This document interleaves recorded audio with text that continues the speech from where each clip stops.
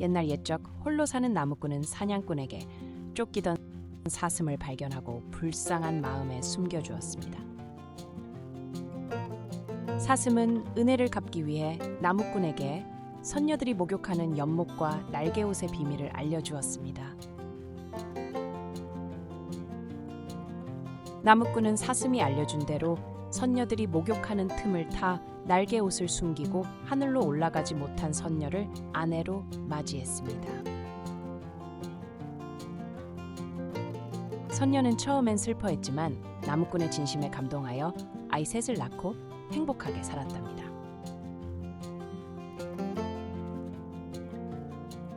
어느 날 선녀는 날개옷을 돌려달라고 애원했고 나무꾼은 결국 아내의 간절함에 못 이겨 날개옷을 건네주었습니다. 날개옷을 입은 선녀는 아이들을 안고 하늘로 날아올랐고 나무꾼은 홀로 남겨져 슬픔에 잠겼답니다.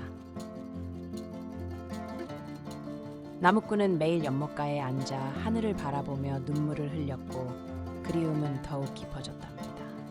다시 나타난 사슴은 나무꾼에게 하늘로 올라가는 두레박을 알려주었고 나무꾼은 하늘에서 아내와 재회할 희망을 품게 되었습니다. 두레박을 타고 하늘에 올라간 나무꾼은 선녀와 감격적인 재회를 했고 옥황상제의 허락을 받아 천상에서 아내와 함께 살게 되었습니다.